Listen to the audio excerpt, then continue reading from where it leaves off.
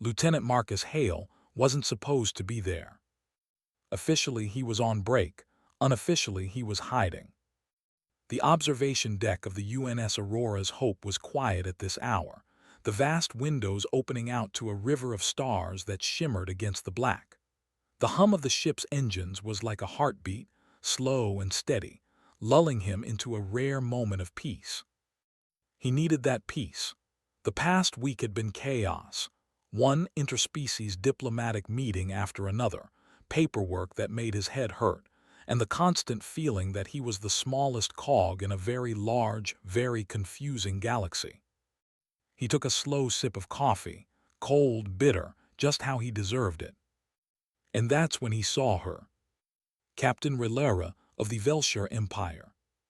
She stood near the glass, tall and elegant, her lilac skin catching the starlight like moonlit silk. She had 4 silver eyes, 2 focused ahead, 2 drifting slightly toward him. Her hair, if you could call it that, shimmered with tiny glowing threads that moved on their own as though alive. Every part of her radiated grace and power, and something else he couldn't name. He should have looked away, he didn't. There was something about her presence, calm, focused, commanding, that drew him in.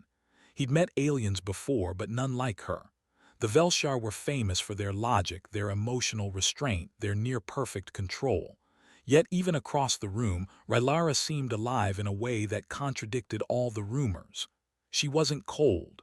She was vibrant. Marcus blinked, realizing he'd been starring far too long. Oh no. She turned slowly, deliberately. All 4 eyes locked on him. He froze like a rabbit in a laser sight. For a moment, neither of them spoke. The hum of the ship filled the silence. Marcus tried to look casual, as if he'd simply been gazing at the stars. His hand even gestured weakly toward them. See, look, pretty stars. And then she spoke. Her voice was low, smooth, almost musical. Human, she said softly, why are you watching me? Marcus choked on air. What? I mean not like that. I was just admiring the stars, space, science. I like observing things. One of her eyebrows lifted in perfect alien skepticism. Observing. Yes, he said too quickly, purely for educational purposes. Her lips curved, not quite a smile, but close enough to make his brain stop working. You are a terrible liar, Lieutenant Hale. He groaned quietly. You know my name. Of course. She tilted her head, studying him the way a scientist might examine a strange creature. Your crew files are quite colorful. You once reprogrammed a maintenance drone to deliver coffee. He rubbed the back of his neck. It was a prototype. It exploded. It was a very enthusiastic prototype. Her soft laugh made his chest tighten. It wasn't mocking, it was curious, warm. Marcus didn't know what to do with that. No one from the Velshar Empire ever laughed with humans. They tolerated them, yes, but laughter. That was practically friendship. He straightened his jacket, trying to look composed. Well, Captain Aelira, if you'll excuse me, I'll stop invading your personal space from 20 meters away. Stay, she said suddenly. He blinked. Stay. Yes, she turned back toward the stars. You were watching them too, yes. Perhaps you can tell me what you see. Marcus hesitated. This had to be a trap or maybe a test. The Velshar loved tests. Still, he found himself walking up beside her, his reflection small beside her tall, graceful form. What do I see? He repeated quietly, staring out into the endless dark. I see hope, I guess. Hope, she echoed, her voice soft. Yeah, all those lights, they're like promises, places we haven't ruined yet.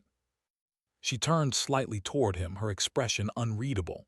That is a very human answer. I'll take that as a compliment. It was an observation. Then I'll take it as a good observation. She made that soft laugh again, a quick, melodic sound that made his heart feel like it was doing cartwheels. For a while they stood in silence, watching the stars. Aelira finally spoke. Your species is strange, Lieutenant.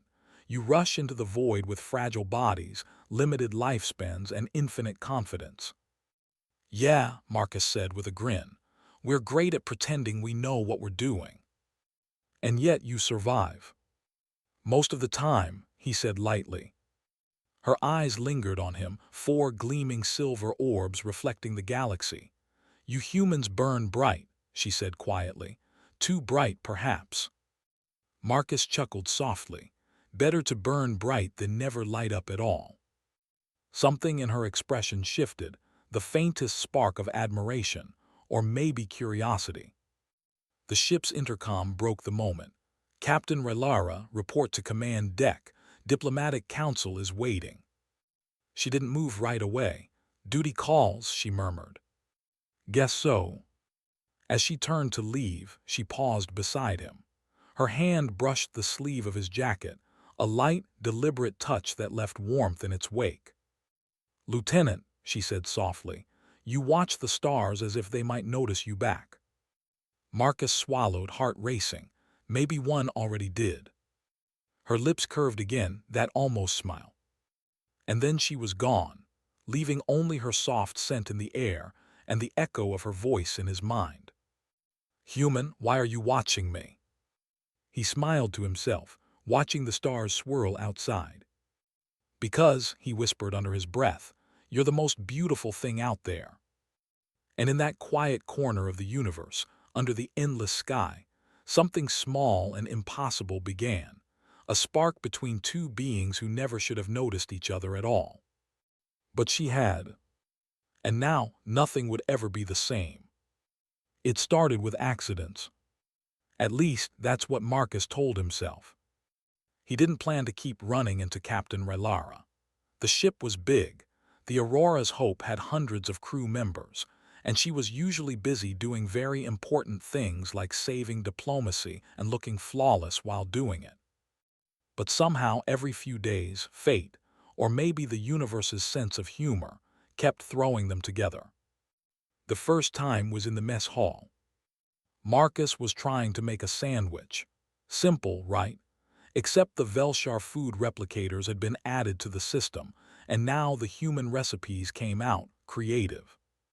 His peanut butter and jelly sandwich somehow produced something that hissed, glowed faintly blue, and moved. He was staring at it in horror when Aelira appeared beside him. Is it alive? She asked, eyes glinting with amusement. Marcus sighed. I think it's evolving. Should I call medical? Only if it starts talking. The sandwich twitched. She raised a delicate brow. It moved again. He quickly grabbed a tray cover and trapped it. Problem solved, he declared proudly. You humans, she said, shaking her head, make every meal an adventure. He grinned. We call that cuisine. That was the first time she laughed out loud, a clear, melodic sound that turned heads in the room. Marcus would have fought a war to hear it again. The second time was less funny, but more meaningful. Aelira was in the engine bay, surrounded by sparks and smoke.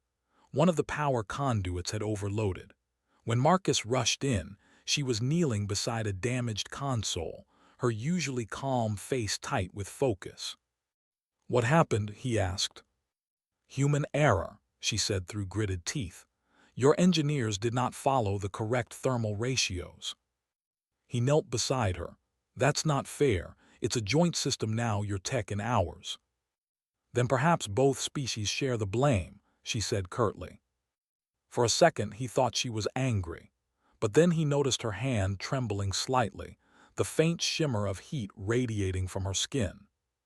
Hey, you're burning up, he said, gently touching her arm.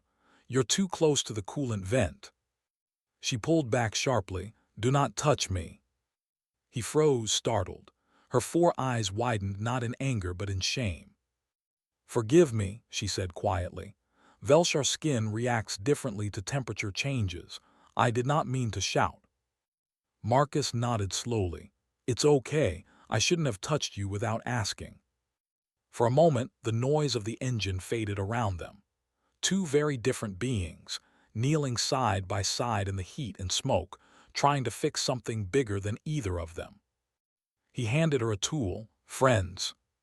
She hesitated. The word friend didn't quite exist in Velshar language the same way it did in human speech. Finally, she said softly, allies with warmth. Marcus smiled. I'll take that. Together, they repaired the conduit, and something else began to mend quietly between them. Over the next few weeks, they found excuses, or maybe they stopped pretending they needed any. He'd teach her human idioms. She'd teach him Velshar strategy games that used light and shadow. Their conversations flowed easily, sometimes serious, sometimes teasing, always balanced on that strange edge between friendship and something more. One evening, they sat in the observation lounge again, this time side by side. Aelira was teaching him a Velshar game called Luminar. The board was a glowing circle of symbols that changed color when touched. The goal, she explained, is harmony, balance of light and dark. Sounds easy, Marcus said confidently, tapping the first symbol. It turned green, then exploded into a cloud of holographic bats. She blinked. You lost in one move. Hey, the bats are decorative. Her lips curved. You are terrible at this. Correction, I'm creatively challenged. She leaned back, all four eyes gleaming. You make excuses like a hatchling. And yet, he said with a grin, you're still teaching me.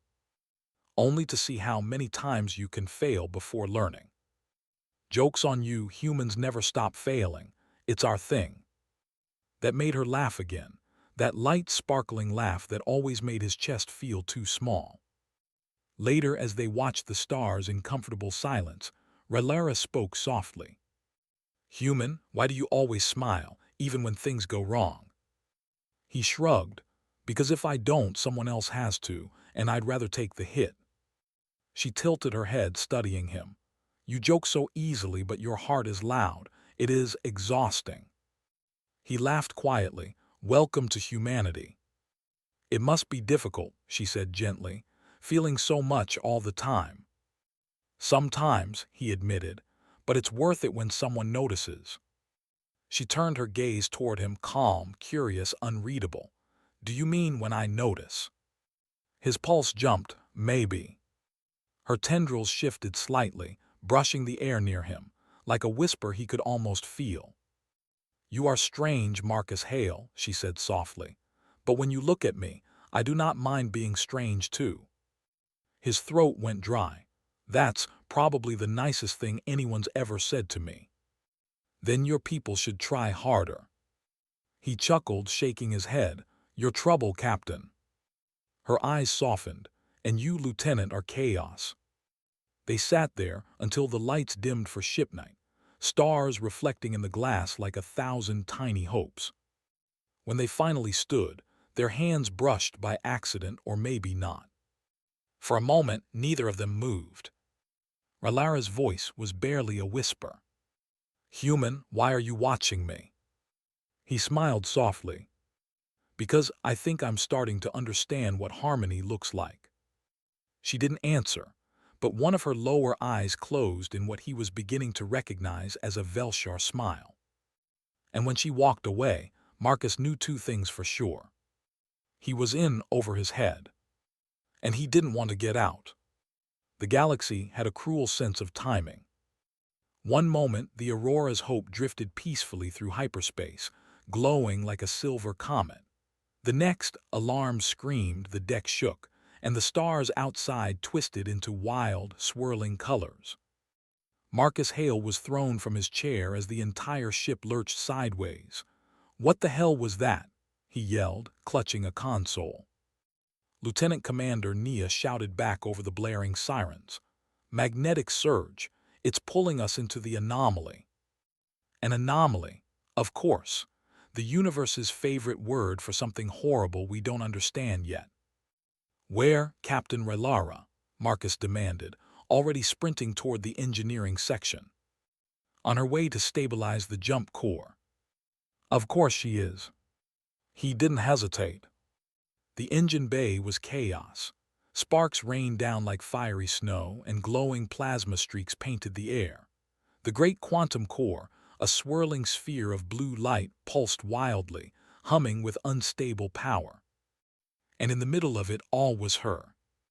Aelira stood at the control console, hands outstretched, tendrils of light moving from her palms into the machinery. She looked like she was part of the storm itself, radiant, fierce, otherworldly. Marcus stopped for half a heartbeat, stunned. Then the floor trembled and he snapped back to reality. "Captain," he shouted, "the field's collapsing." "I know," she called back, voice strained. "The energy is unstable, the containment shield is failing." Marcus slid beside her, ignoring the heat from the console. "Then we reroute the excess charge through the auxiliary matrix." She turned, all four eyes wide. That could overload the human systems. He grinned, teeth flashing. "Good thing I'm here to break the rules." "You humans," she muttered, "are always breaking things." "Yeah, but we fix them better afterward."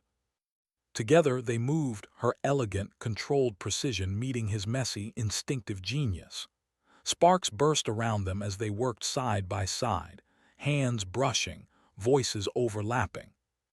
"Switch polarity on conduit C. Redirecting now." "By the stars, your cables are a nightmare, Marcus." "Hey, I didn't design this ship." "Then why are you smiling?" "Because you're yelling at me, and I think that means we're not dead yet." She gave him a quick, exasperated glance, and then she smiled too. It was the kind of smile that could melt armor plating. The floor heaved again, nearly throwing them both down.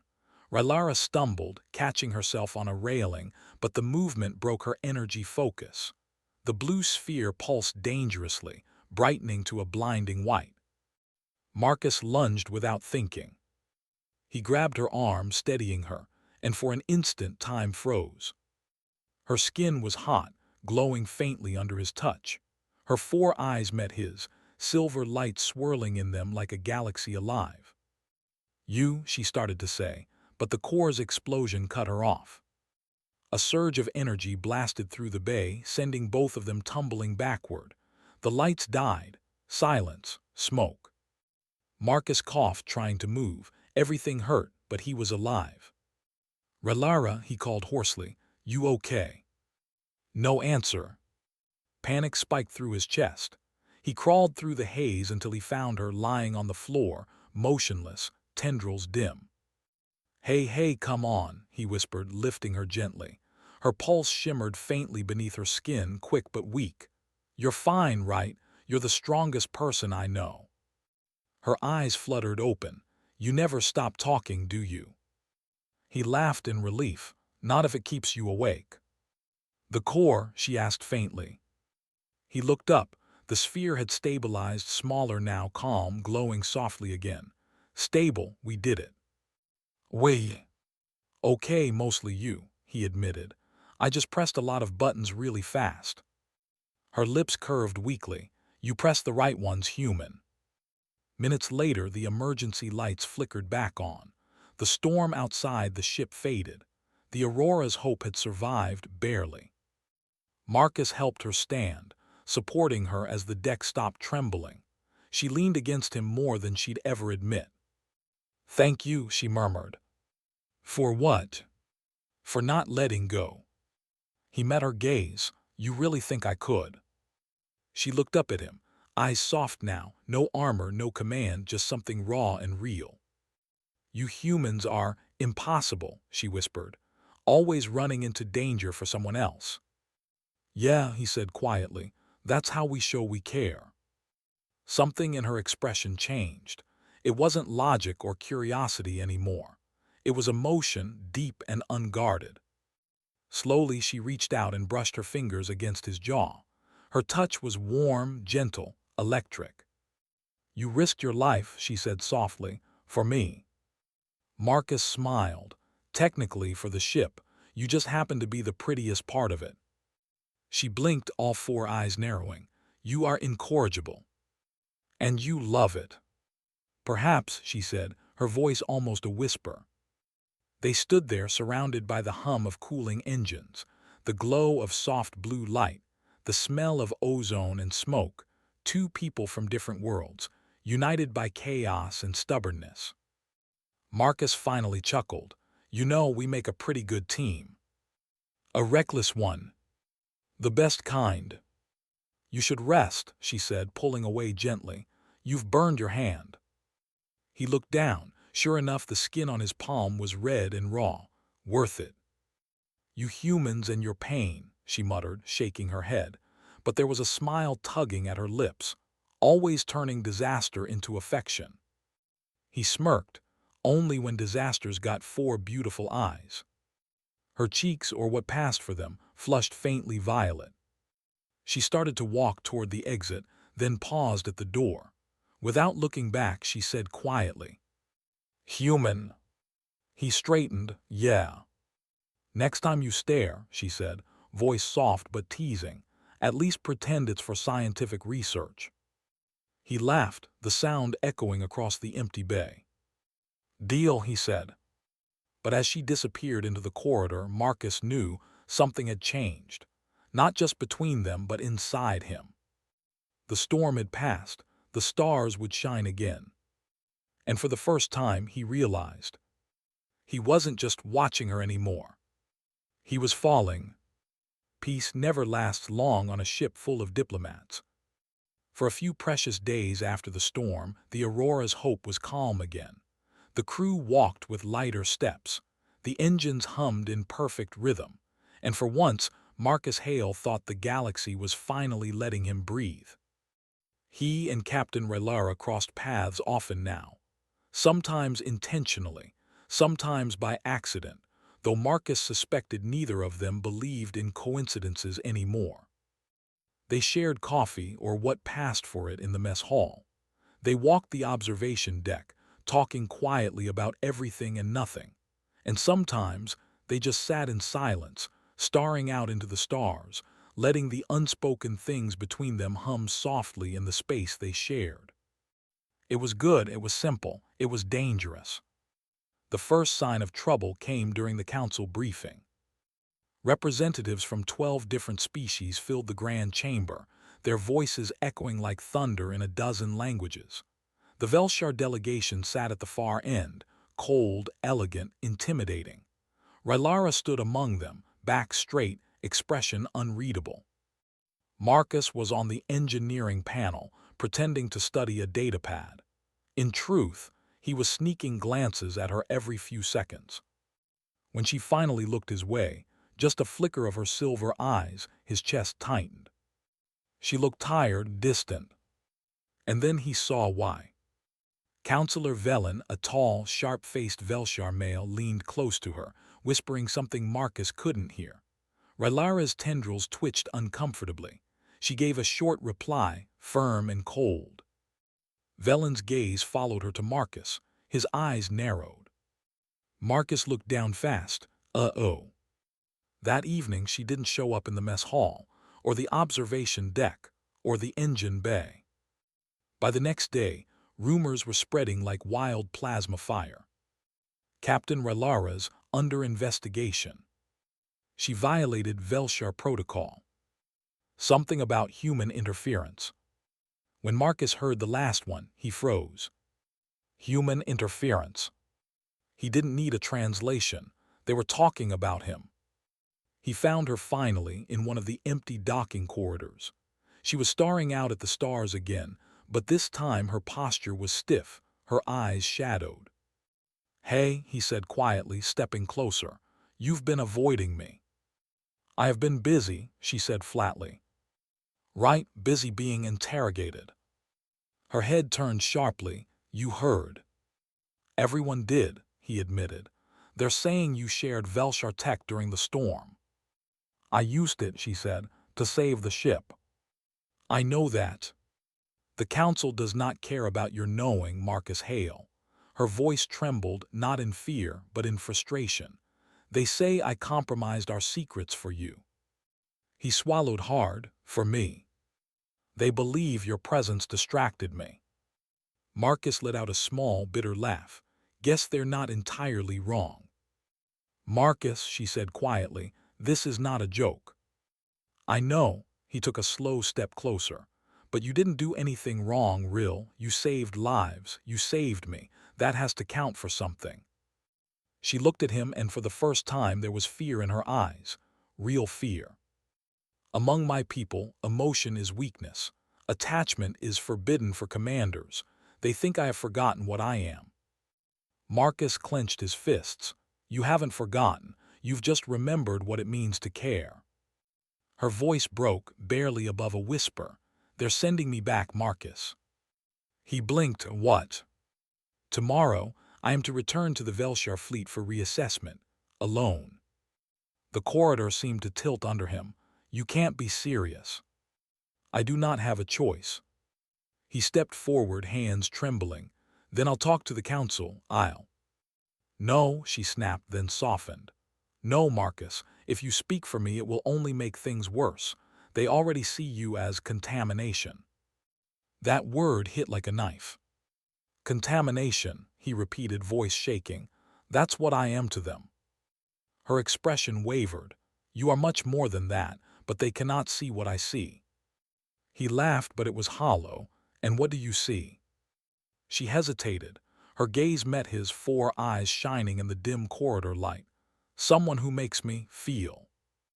Marcus's chest tightened painfully. Then let me come with you. She shook her head. You would not survive among my kind. They would tear you apart, not for your weakness, but for your defiance. Good thing I'm bad at listening to warnings. Marcus.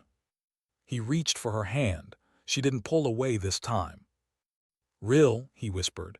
Don't let them decide what you are. You're not just Velshar. You're you.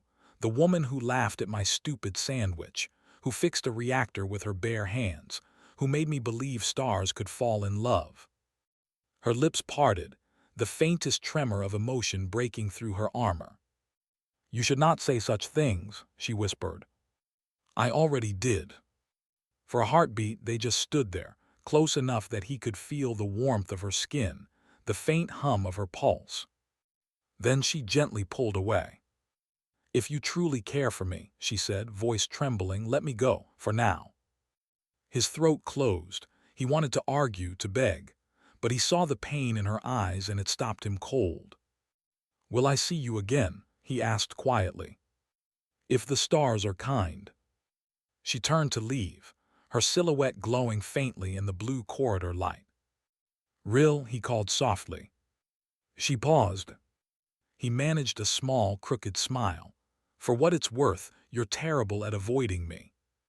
Her shoulders shook, a soft laugh, almost lost to the hum of the ship. Then perhaps, she murmured, there is hope for you yet, human. And then she was gone. Marcus stood alone, the silence heavy around him, the stars cold and distant beyond the glass. He didn't know how or when, but he knew one thing for sure. He wasn't done fighting for her. Not yet. Marcus Hale was not known for thinking before acting. He was known for acting, and then thinking about how stupid it was later. So when Captain Aelira's ship, the Velshar Ascendant, departed at dawn, and the docking clamps released with that final metallic click, he knew exactly what he was going to do. He was going to chase her, even if it meant breaking every rule in the United Galactic Alliance. The Aurora's Hope was still half asleep when Marcus slipped into the hangar. The air smelled of fuel and ozone. Rows of small scout shuttles rested in silence, their sleek hulls reflecting the dim blue lights. He wasn't supposed to be here. His clearance had been revoked the moment the Council ordered Aelira's recall. But rules didn't matter when your heart had already left with someone else.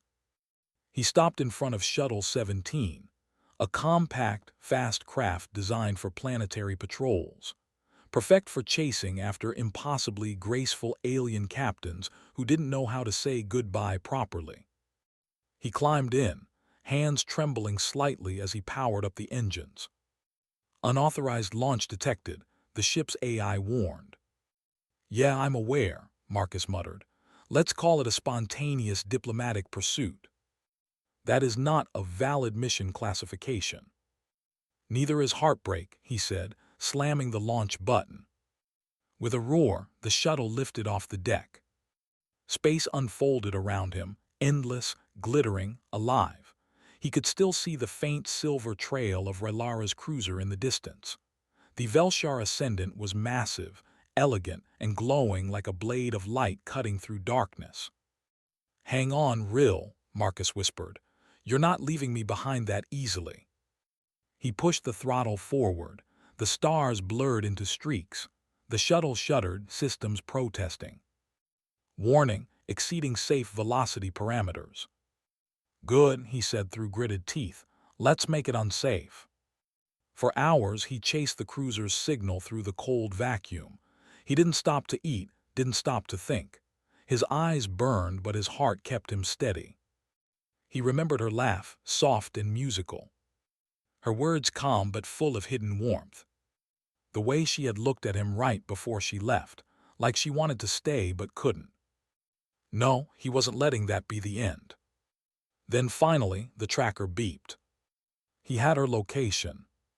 The Velshar Ascendant was preparing for warp entry, engines glowing brighter than the nearby stars. Marcus grinned. "Not without me, you don't." He matched velocity, closing the distance. The small shuttle trembled as it approached the cruiser's gravity field. The comms crackled to life, a cold, robotic voice. "Unidentified vessel, you are entering restricted Velshar territory. Disengage immediately or be destroyed." Marcus flipped the comms on. "Hi, it's just me, the idiot human you left behind. I come in peace and mild desperation." There was a long pause, then a familiar voice, cool and sharp. "Marcus Hale, what are you doing?" He grinned at the sound of her voice. "Playing interstellar tag." "You are out of your mind." "Accurate." "You will be shot down." "Worth it." He could almost see her sighing on the other end.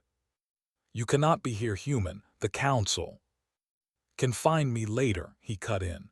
"I didn't come to argue with politicians, Rill. I came for you." Silence, long, heavy silence. Then her voice softened. "You are going to get yourself killed."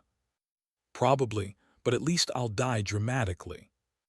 "Marcus," she whispered, and that one word carried everything: frustration, fear, affection. "Open your hangar," he said quietly, "please. If I do this, I risk everything." He smiled. "Welcome to being human." For a moment he thought she wouldn't do it. Then, with a deep hum, the cruiser's bay doors opened. A beacon flashed an invitation. Marcus exhaled shakily, guiding the shuttle in. The docking clamps caught, the engines powered down, and the airlock sealed with a hiss. He stood there for a long second, breathing hard, feeling like his heart might explode. Then the inner door opened. And there she was. Aelira stood framed by silver light, her eyes wide, her face a storm of disbelief and something softer, something dangerously close to joy. "You really are insane," she said, stepping toward him. "Yeah," Marcus said, voice low, "but I'm your kind of insane." Her lips parted. She wanted to scold him. He could see it, but instead she reached up and touched his cheek. Her hand trembled slightly. "You followed me across half a sector," she whispered. "Technically it was a quarter, but yes." "Why?" He looked into her eyes, all four of them, shimmering with silver light. "Because you noticed me, and I haven't stopped noticing you since." Her breath caught. For a moment, the only sound was the quiet hum of the cruiser. The galaxy could have ended outside, and Marcus wouldn't have cared. Then she whispered, "You are impossible." He smiled, "I'm human." Her tendrils brushed his neck, a sign of affection, hesitant but real. "You should not be here." "Then tell me to leave." She hesitated. "I can't," she admitted softly. And that was all he needed. They stood there, two fugitives of logic and duty, staring at each other as the stars drifted outside. Marcus finally laughed under his breath. "So, Captain, what's the plan now? Do we run, hide, kiss dramatically in a thunderstorm?" "We are in space, Marcus." "Right, so no thunderstorm, got it." But perhaps, she said, stepping closer, the rest can be arranged. Her voice was soft, but her eyes were alive, glowing, wild, full of something he had only dreamed of seeing. And when she leaned forward, their foreheads touched, human warmth meeting alien light. The universe itself seemed to hold its breath. "Human," she whispered, "why are you watching me?" He smiled, "Because I can't look away." The hangar of the Velshar Ascendant was silent. Marcus stood still, heart hammering as the door sealed shut behind him. He was officially a stowaway, an outlaw, and judging by the look Aelira was giving him, a complete fool. Her 4 eyes studied him with that perfect mix of fury and fascination. "Do you understand what you have done?" she said softly. Marcus grinned, still breathless. "Yeah, I followed the most amazing woman in the galaxy, not my smartest plan but definitely my favorite." Her tendrils flicked in disbelief. "You are reckless, irrational, disobedient." He took a step closer. "And yet you're smiling." Her lips twitched, "Barely." "Barely counts." She sighed, that beautiful, musical sigh that sounded like she was giving up on reason entirely. "You should not be here, Marcus. The council isn't here, just us." Her gaze softened, just for a heartbeat, before she turned away. "You risk everything for something that cannot last." He frowned. "Who says it ca?" "My people would call this a violation," she whispered. "You and I," she hesitated, searching for the right word, "we do not belong in the same equation." Marcus stepped beside her, lowering his voice. "Equations change when you add something unexpected." She met his eyes, and for a moment the captain vanished. There was just Aelira, the woman who had laughed at his terrible jokes, who had held the ship together with her hands, who had noticed him when no one else did. "You make everything sound simple," she murmured. "Because it is. I like you real, probably more than is healthy for interspecies diplomacy." Her eyes widened, all 4 of them. "You like me," she said, as if testing the word for the first time. He smiled nervously. "That's human understatement. What I mean is, I think about you all the time. When I see a star, I think, she'd probably argue it's not really blue. When I hear silence, I think, she'd call that harmony." "Marcus, I can't explain it. You make me feel like the universe isn't empty anymore." Her voice dropped to a whisper. "Humans are strange." "Guilty." They stood there in the quiet hum of the hangar, the air thick with everything unsaid. Then Aelira broke it. "The council knows you are here. They will track you. We cannot stay." "Then we go," he said instantly. "Go where?" He shrugged. "Anywhere that doesn't have a council or an arrest warrant with my name on it." "You would abandon your people." "For you," he grinned, "I already did." Her expression flickered, confusion, or maybe even fear. "You are serious?" "Completely." Within minutes, alarms echoed through the cruiser. The Velshar didn't waste time. They detected his unauthorized presence and were moving fast. "They're locking down the ship," Aelira said. "We have to move." Marcus followed her through glowing corridors, their footsteps pounding in rhythm. "Rill, where are we going?" "To the escape bay," she said. "There is a shuttle." "Let me guess, this one won't explode." She shot him a sideways glance. "Not unless you fly it." He laughed despite the chaos. "I'll take that as a compliment." The alarms got louder. Red lights flashed across the corridor. Velshar soldiers appeared behind them, shouting in their sharp, melodic tongue. Aelira spun, her hands glowing with energy. A wave of shimmering light burst from her palms, knocking the soldiers back. Marcus gawked. "You could have mentioned the space magic thing earlier." "It is not magic," she said calmly, pulling him forward. "It is science. Remind me to major in that next time." They reached the shuttle bay just as the heavy doors sealed behind them. The ship shuddered under lockdown procedures. "Rill, we're trapped," Marcus said. She placed a hand against a panel, murmured something in Velshar, and the door hissed open. He stared at her. Did you just sweet-talk a door open? Her tendrils flicked with amusement. I outrank it. He grinned. I'm definitely in love. They climbed into the small silver shuttle. Aelira's fingers moved quickly over the controls, graceful and precise. Outside, security drones hovered, weapons armed. Once we launch, she said, there is no turning back. Marcus buckled in. Wouldn't be the first time I've done something stupid for you. She shook her head with a tiny smile. You humans call this love. My people call it madness. Same thing, he said softly. Her eyes flicked to him. Marcus Hale, you truly would risk everything. He leaned forward, already did. The engines roared to life. The shuttle shot out into the void, leaving behind the Velshar Ascendant, and whatever rules had once defined their worlds. The stars unfolded before them, vast and unending. For a moment neither spoke. The adrenaline faded, replaced by something quieter, deeper. Aelira turned to him, her expression unreadable. You have ruined my life. Marcus blinked. You're welcome. I am not sure if that is an insult or a confession, she said softly. Can it be both? She laughed, a small, beautiful sound that filled the shuttle. You are impossible. He smiled. And yet you're still here. Yes, she whispered, I am still here. Their eyes met, his brown, her silver, and in that fragile silence everything else fell away. She reached out, her fingers brushing his cheek. Humans feel so much, she murmured. It is overwhelming.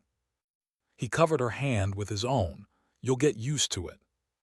And if I do not, then I'll just have to keep reminding you. Her breath hitched. How? Marcus smiled, small, nervous, sincere, like this. He leaned in. The kiss was soft at first, unsure, a meeting of two hearts that had no right to touch but did anyway. Her skin was warm, her pulse humming against his. For a heartbeat, he swore the stars outside burned brighter. When they pulled apart, she whispered, Human, why are you watching me? He smiled faintly, forehead resting against hers. Because I've never seen anything more alive. She closed her eyes, tendrils curling around his hand. Then do not stop. Outside, the stars stretched endlessly. Two fugitives, two hearts. One impossible connection. And neither of them looked away. The stars had never looked so close. The tiny stolen shuttle drifted quietly through space, far from any charted route. The view was endless, waves of blue light rippling through the dark, dust clouds glowing like the breath of ancient worlds. Marcus Hale sat in the pilot's chair, one arm resting on the console, the other holding a cup of something vaguely resembling coffee. It was bitter, lukewarm, and possibly toxic, but he smiled anyway. Behind him, Aelira was adjusting a control panel, her movements graceful and calm as ever. Even in exile, she somehow looked like she belonged among the stars. System stable, she said. Fuel reserves at 60%. Life support 97. Probability of survival. She paused. Marcus grinned. Don't say it. Low, she finished anyway. Yeah, well, we've beaten worse odds. Your optimism, she said softly, is a form of madness. And your logic is adorable, he teased. She gave him one of her long, patient stares, the kind that said I should be furious but somehow I'm not. Then, with a faint smile, she sat beside him. For a while, they watched the stars in silence. After days on the run, the quiet felt strange, almost too gentle. The galaxy wasn't chasing them right now, but Marcus could feel the weight of what they'd left behind. He broke the silence first. So, what happens now? Aelira didn't answer immediately. The Council will send ships. They will find us eventually. He frowned. That's not a plan, that's a countdown. It is reality. Then we'll change reality. Her tendrils twitched, amused. You humans always say that. He leaned back, looking at her. It usually works. She turned her gaze toward him, her eyes shimmering like silver moons. And if it does not, then at least we go down doing something incredible. Like defying two empires. Exactly. She laughed softly. You are impossible. Yeah, he said with a grin, but now you're stuck with me. I would not call this being stuck. He blinked. Wait, did you just flirt with me? Her cheeks glowed faintly violet, perhaps. He smiled. See, you're learning. Learning to be foolish, she replied, but her voice was warm. Hours passed. They drifted through a sea of quiet stars. Marcus worked on patching the navigation system, while Aelira scanned for signals. Every now and then their eyes met, and every time it felt like gravity itself shifted. At one point he found her staring. Something wrong? He asked. No, she said softly, just watching. He chuckled. That's my line. You humans have too many lines. You speak when silence is enough. Yeah, but silence doesn't sound like your laugh. She tilted her head. You are still trying to make me laugh. Always. She smiled. It is working. Later they shared food, or rather, an attempt at it. Marcus tried to heat a Velshar ration pack, which promptly exploded into purple smoke. He coughed, waving it away. Okay, maybe I'm not the galaxy's best chef. You have poisoned the air. Technically, it's fragrant. Technically, it is unbreathable. He sighed dramatically. You wound me, Captain. I saved your life, human. You can survive one insult. He smirked. You sure about that? Her eyes glinted with quiet amusement. Perhaps not. Their laughter filled the tiny cabin, echoing softly against the metal walls. It felt unreal, two fugitives laughing at burnt food, light years away from everything they knew. But maybe that was what freedom sounded like. Later, when the laughter faded, Marcus found himself staring at her again. The stars reflected in her eyes, each one caught like a memory. Real, he said quietly. She turned toward him. Yes. I meant what I said before about all of this, about you. I know. You do. You humans are not subtle. He smiled faintly. Fair, but I want you to know it wasn't just a moment. The storm, the chase, the kiss, I don't regret any of it. Her gaze softened, even though it cost you your world. He looked out at the stars. Worlds come and go, people like you don't. For a moment she didn't reply. Her tendrils brushed lightly against his hand, a quiet, intimate gesture that made his breath catch. You are strange, she whispered, but you make the universe louder. He chuckled, louder. Alive, she corrected softly, unpredictable, beautiful. He turned to her, his voice low. Aelira, do you think we could make this work, you and me? She studied him, all four eyes full of light. In theory, no, in practice. She leaned closer, her forehead touching his. Perhaps. His hand found hers, fingers intertwining with the alien warmth of her skin. For a long moment, they just stayed like that, two lives tangled in the quiet heartbeat of the cosmos. Then she whispered, Human, why are you watching me? He smiled softly, because I still can't believe you're real. Suddenly the console beeped, a signal. Aelira straightened, scanning the data. A ship is approaching. Marcus tensed, Council. No, she said, blinking in surprise. It is human. He blinked, the Aurora's hope. Yes. Marcus leaned back, groaning. Of course. I break every rule in the book and my boss still finds me. She looked at him. What will you do? He smiled. Depends, what do you want to do? She hesitated, then took his hand again. Run, she said simply. He grinned. Best idea I've heard all week. As the human cruiser's signal grew stronger, Marcus angled the shuttle away, engines flaring to life. Stars blurred into streaks once more. The universe stretched ahead, vast, unknown, and waiting. Aelira leaned close, her voice a whisper only he could hear. "You have changed me, human." He smiled. "You've ruined me, Captain. Then we are even." They laughed softly together, and the shuttle vanished into the endless night, two rebels chasing something bigger than love, smaller than forever, but real enough to fight for. And somewhere between the stars, her voice came again, quiet, playful, and full of light. "Keep watching me, Marcus Hale." He smiled into the dark. "Always."